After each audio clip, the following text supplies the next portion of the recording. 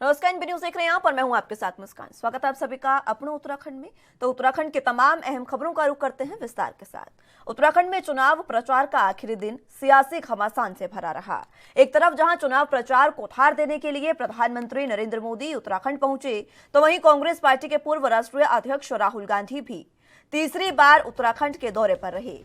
प्रियंका गांधी भी 12 फरवरी को उत्तराखंड में चुनावी रैलियां करती नजर आईं। आपको बता दें कि सभी दिग्गज नेता, फिर चाहे वो प्रधानमंत्री नरेंद्र मोदी हो या गृह मंत्री अमित शाह या फिर रक्षा मंत्री राजनाथ सिंह, सभी चुनाव को नजदीक देखते हुए जनसभा को संबोधित करते हुए नजर आए। इस दौरान कांग्रेस महासचिव प्रियंका गांधी भी जनता को लुभाने के लिए ढेरों वायदे करते नजर आई।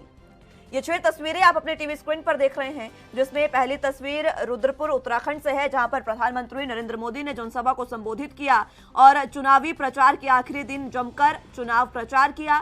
दूसरी जो तस्वीर आप देख रहे हैं वो धनौल्टी से है, जहां पर गृह मंत्री अमित शाह पहुंचे और उन्होंने पूरे तरीके से चुनावी प्रचार प्रत्याशियों के लिए किया। तीसरी तस्वीर में राजनाथ सिंह जो हैं वो भी उत्तराखंड पहुंचे और उत्तराखंड पहुंचकर उन्होंने, आपको बता दें कि चुनाव प्रचार किया। चौथी तस्वीर में आप उत्तर प्रदेश के सीएम योगी आदित्यनाथ को देख सकते हैं और 5वीं तस्वीर कांग्रेस महासचिव प्रियंका गांधी की, जो पूरे तरीके से चुनावी प्रचार करते नजर आई और अलग अलग तरीके से लोगों को लुभाने की कोशिश की। आज चुनाव प्रचार का आखिरी दिन और आखिरी दिन उत्तराखंड में दिग्गजों से भरा ये पूरा दिन रहा। पूरे उत्तराखंड दिग्गजों से भरा रहा। अलग अलग सीट पर अलग अलग जगह तमाम दिग्गज यहां पहुंचे और चुनावी प्रचार का शोर थमने से पहले पूरे तरीके से जनता को लुभाने की कोशिश की।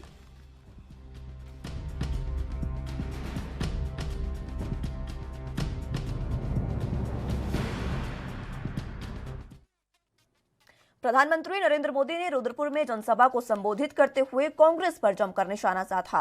उन्होंने कहा कि कांग्रेस की दशकों से एक ही पॉलिसी रही है, चुनाव में बड़े बड़े वायदे करो, सरकार बनाओ और फिर वायदे पूरे नहीं, घोटाले भ्रष्टाचार करो। इस बार जो भी वायदे इन्होंने किए हैं वो झूठ का पालिंदा मात्र है। ऐसे विकृत राजनीति वाले लोग हैं कि वे अपने राजनीतिक स्वार्थ के लिए औरों का बुरा सोचते हैं, बुरा देखते हैं। ये लोकतंत्र में नहीं चल सकता है। भाइयों बहनों, वो तो नहीं चाहते थे वैक्सीन लग जाएगी तो फिर बद्रीनाथ, केदारनाथ, मसूरी, नैनीताल यात्री आना शुरू हो जाएंगे, टूरिस्ट शुरू हो जाएंगे, तो फिर उनकी राजनीति की खिचड़ी कैसे पकेगी। और इसलिए वो लोगों को वैक्सीन के लिए गुमराह करते थे। ये नहीं चाहते थे कि वैक्सीन का कवच पाने के बाद रोजगार और उद्योग धंधे फिर से चल पड़े। आप उधम सिंह नगर के लोग तो अच्छी तरह समझते हैं कि इन्होंने कितना खतरनाक खेल खेला और इसके पीछे की सबसे बड़ी वजह जानते हैं क्या थी।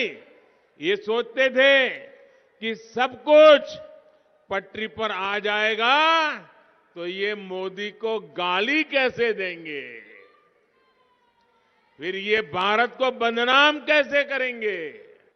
भाई और बहनों, कांग्रेस पार्टी की दशकों से एक ही पॉलिसी रही है, चुनाव में वादे करो, बड़े बड़े वादे करो, सरकार बनाओ और फिर वादे नहीं घोटाले करो, भ्रष्टाचार करो।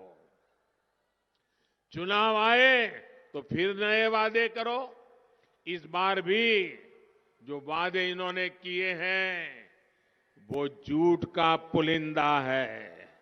ये गरीबी हटाने का झूठ बोलते हैं। 40 साल से गरीबी हटाओ कहते रहे हैं, गरीबों को गरीबी में और नीचे धकेलने के लिए करते रहते हैं। लेकिन सच्चाई ये है कि वो गरीबी नहीं, गरीबों को ही हटाने में लगे रहे। वहीं चुनाव प्रचार के आखिरी दिन उत्तराखंड के कपकोट में रक्षा मंत्री राजनाथ सिंह पहुंचे, जहां पर एक सार्वजनिक बैठक को उन्होंने संबोधित किया। राजनाथ सिंह ने कहा कि अटल बिहारी वाजपेयी जो उत्तराखंड को अलग राज्य बनाना चाहते थे, उसके पीछे उनकी एक सोच थी कि उत्तराखंड छोटा राज्य भले ही हो, लेकिन एक आदर्श राज्य के रूप में खड़ा होना चाहिए।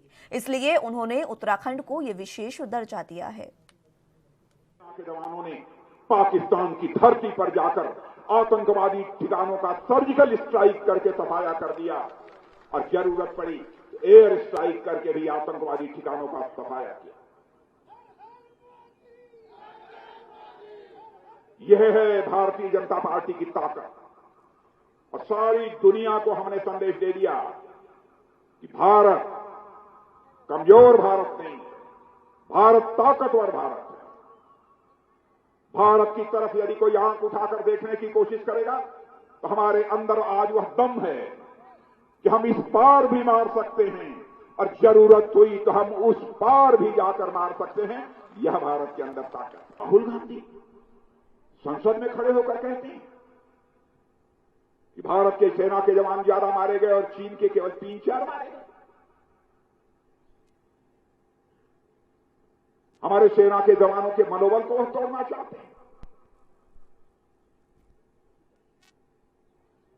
लेकिन उसी समय एक दिन आगे पीछे ऑस्ट्रेलिया के एक पत्रकार ने, जो खोजी पत्रकार था, उसने ऑस्ट्रेलिया के एक अखबार क्लेक्सान KLEXON क्लेक्सान में यह लिखा है कि हमने खोजबीन करने के बाद और मौके की जांच करने के बाद मैं इस नतीजे पर पहुंचा हूं कि भारत और चीन के बीच गलवान घाटी में जो संघर्ष हुआ था उसमें चीन के 38 से लेकर 50 लोग मारे गए। बहनों भाइयों, यह है हमारे भारत के सेना के जवानों का शौर्य और पराक्रम।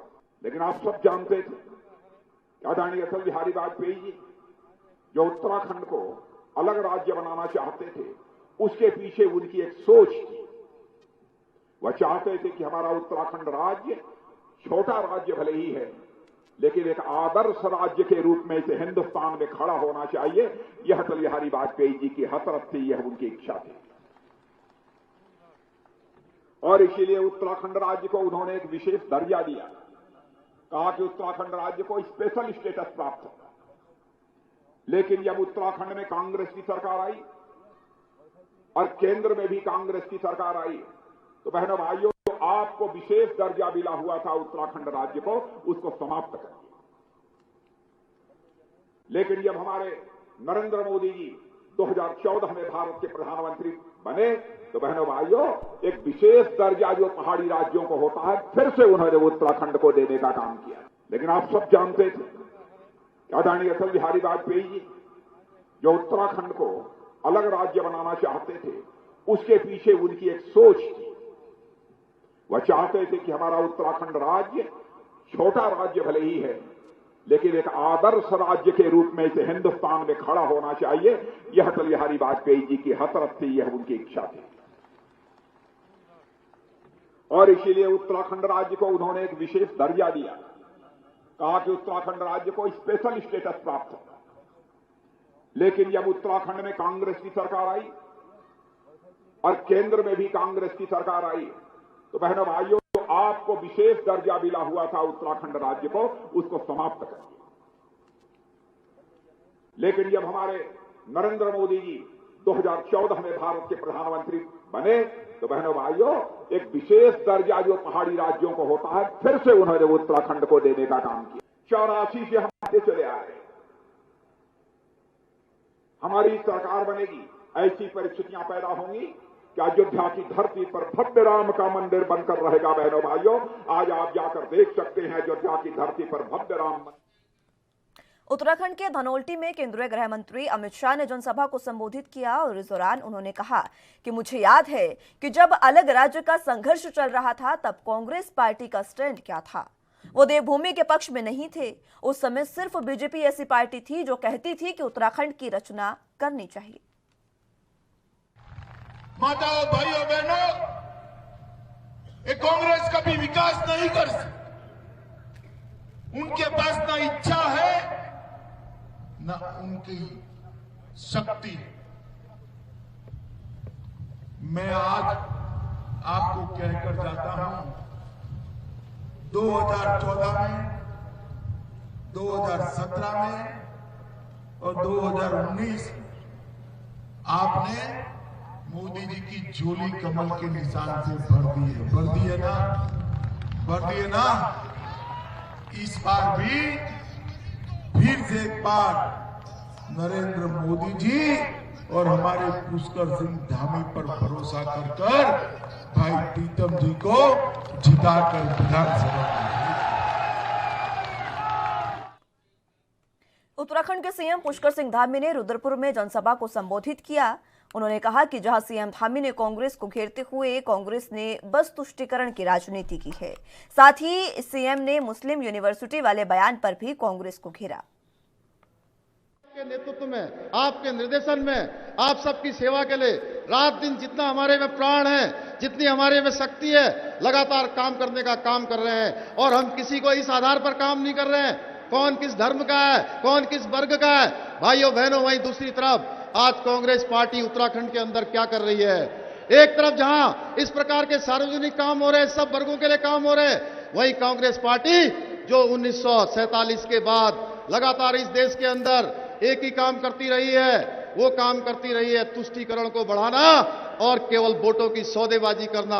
और आज भी एक वोट बैंक को साधने के लिए, एक वर्ग विशेष का वोट लेने के लिए भाइयों बहनों तुष्टीकरण का फिर से जाल बिछाना शुरू कर दिया है। जहां उत्तराखंड देवभूमि में मोदी जी के नेतृत्व में केदार बाबा को सजाया जा रहा है, बद्रीनाथ धाम का पुनर्निर्माण हो रहा है, मानस खंड बनाया जा रहा है, यहां पर अस्पताल बनाए जा रहे हैं, स्कूल बनाए जा रहे हैं। और आप कहते हैं कि उत्तराखंड के अंदर हम सरकार में आएंगे तो मुस्लिम यूनिवर्सिटी बनाएंगे। कांग्रेस के पास न नेता है, न नीति है, न कोई विकास की नीयत है। कांग्रेस उत्तराखंड की संस्कृति के साथ खिलवाड़ करने का वो जैसे कि निश्चय कर बैठी है। भाइयों बहनों, उत्तराखंडियत की बात करने वाले, उत्तराखंड बनाने का विरोध जिन्होंने किया था, आज कहते हैं उसी बार कमल का बटन दबाना है कि बटन दबाते दबाते दबाते दबाते वो बटन ही अंदर चला जाए।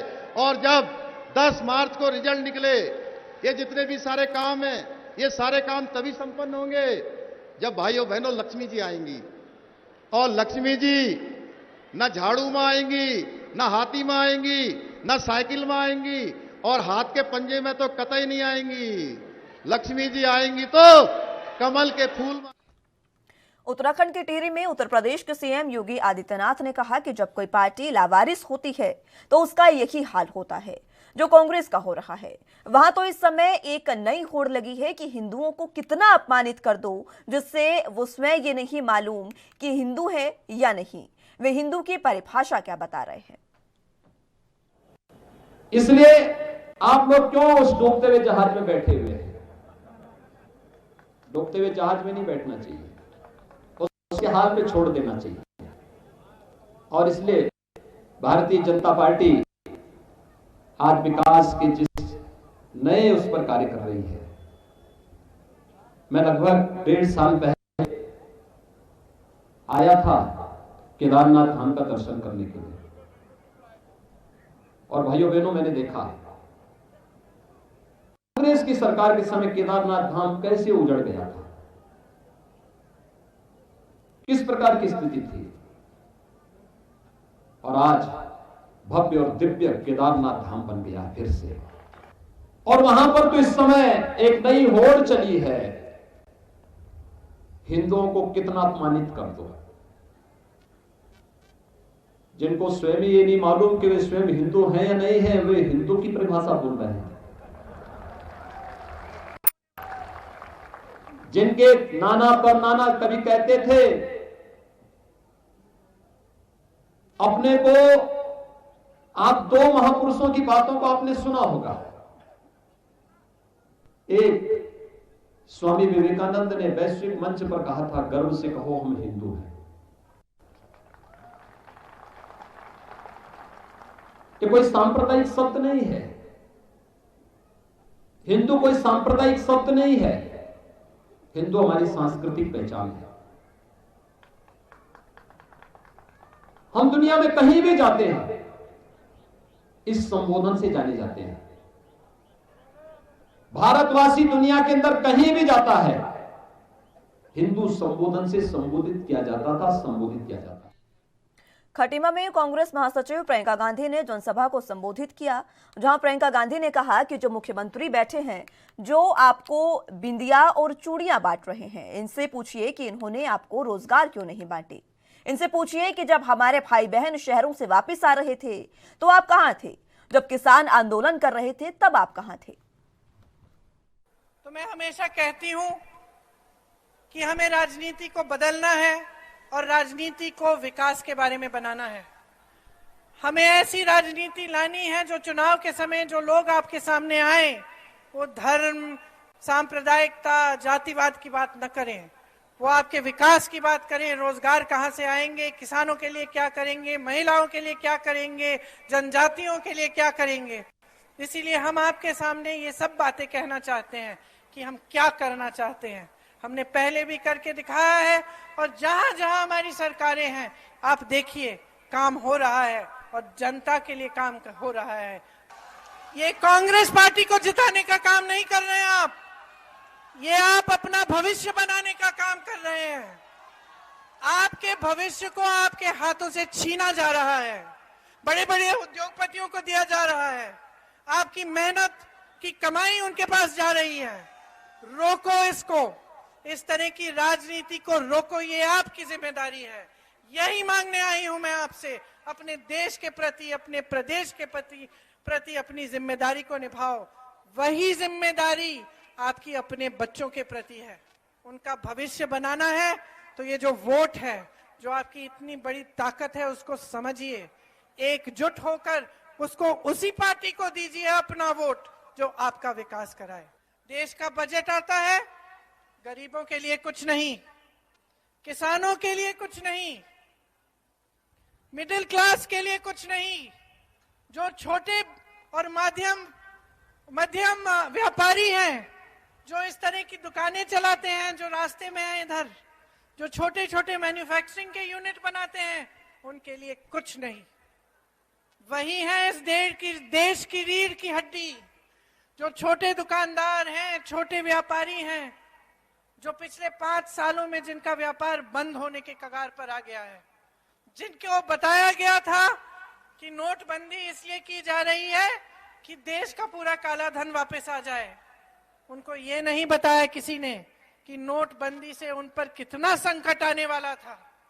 उसके बाद जीएसटी थोपी गई उन पर, कोरोना आया, कोरोना में लॉकडाउन हुए। सबसे ज्यादा नुकसान किसको हुआ? सबसे ज्यादा नुकसान उन्हीं छोटे व्यापारियों को हुआ जो इस देश की रीढ़ की हड्डी है। मैं क्यों कह रही हूं कि आप इस देश की रीढ़ की हड्डी हैं? क्योंकि रोजगार पैदा करने वाले यही छोटे और मध्यम व्यापारी हैं। कोई अडानी जी और अंबानी जी नहीं पैदा कर रहे हैं रोजगार आपके लिए। रोजगार पैदा करने वाले छोटे और मध्यम जो व्यापारी हैं, जो बिजनेस हैं, जो मैन्युफैक्चरिंग के यूनिट हैं, ये है।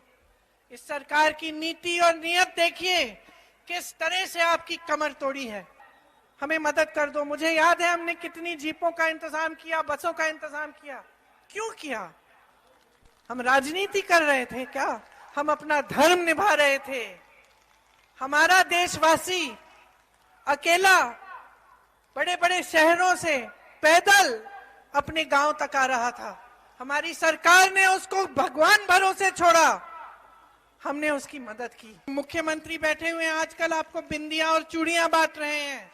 इनसे पूछो रोजगार क्यों नहीं बांटे? इनसे पूछो हमारी जमीन क्यों छीनी? इनसे पूछो जब हमारे भाई बहन शहरों से वापस आ रहे थे तो तुम कहां थे? आज क्यों आए हो हमारे पास? जब हम संकट में थे, जब हमारे किसान भाई आंदोलन कर रहे थे तो तुम कहां थे? और आप सब इन सवालों का जवाब जानते हैं। अपने दिलों में झांको। 5 सालों में क्या आप आगे बढ़े हैं? आपका जीवन बेहतर बना है? बताओ, बेहतर बना है? कांग्रेस के राष्ट्रीय प्रवक्ता रणदीप सुरजेवाला ने उत्तराखंड सरकार और मदन कौशिक पर निशाना साधा। उन्होंने कहा कि बीजेपी सरकार के दिन पूरे हो गए हैं। साथ ही कहा कि मदन कौशिक के पाप का घड़ा भर गया है, ये घड़ा अब जल्द ही फूटने वाला है। कांग्रेस के प्रवक्ता रणदीप सुरजेवाला हरिद्वार पहुंचे, जहां उन्होंने पत्रकारों से बातचीत में बीजेपी संगठन और सरकार पर नशे के कारोबार का आरोप लगाया। उन्होंने कहा कि प्रदेश में बीजेपी सरकार के संरक्षण में अवैध शराब बन रही है। सुरजेवाला ने आगे कहा कि बीजेपी सरकार ने पूरे उत्तराखंड को नशे के गर्त में ढकेल दिया है। माफिया के शिकंजे में है पुण्य पवित्र धार्मिक धाम हरिद्वार, और उससे छुटकारा दिलाने के लिए ब्रह्मचारी जी और कांग्रेस पार्टी मैदान में है।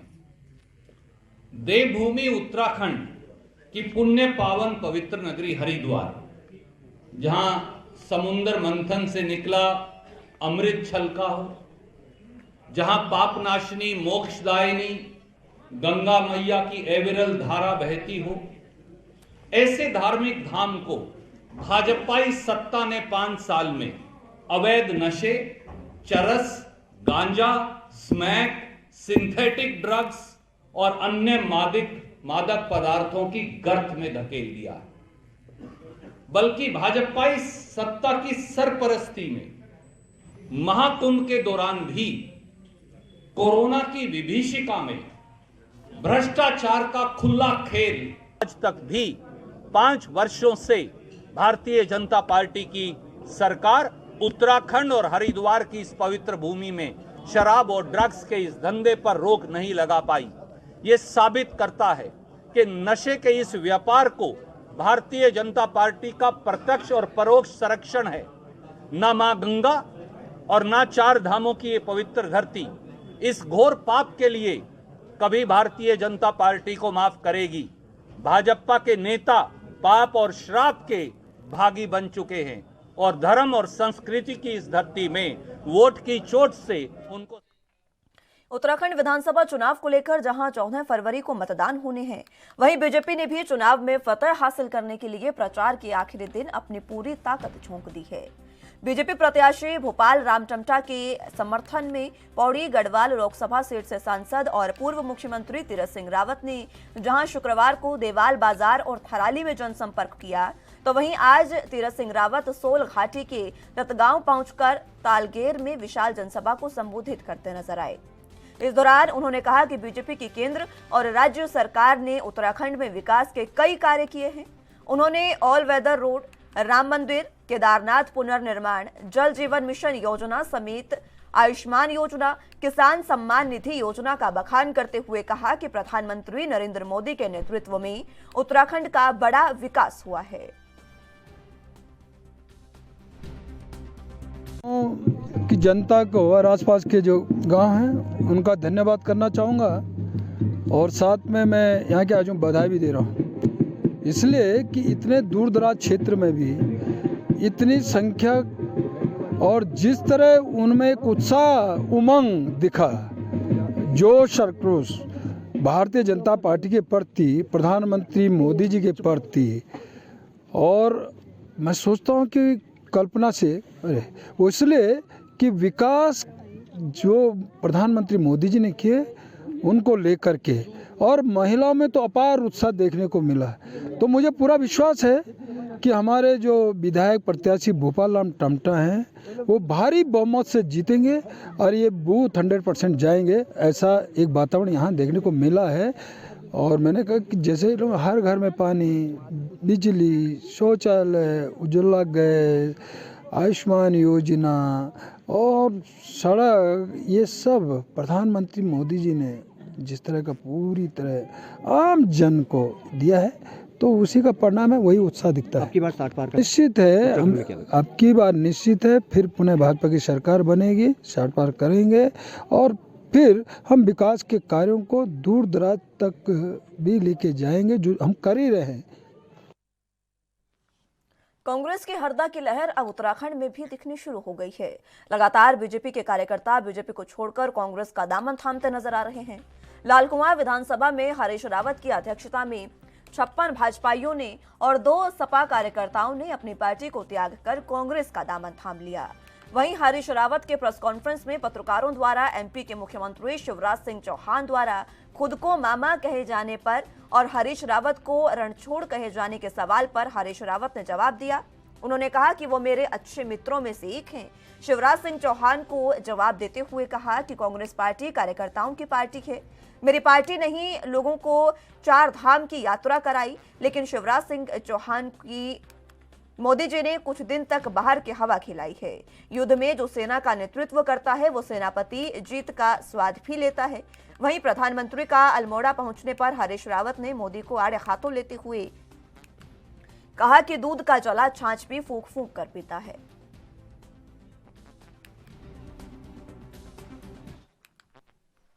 फिलहाल के लिए अपनों उत्तराखंड में मेरे साथ बस इतना ही। तमाम अहम खबरों के लिए आप बने रहिए एनबी न्यूज के साथ। नमस्कार।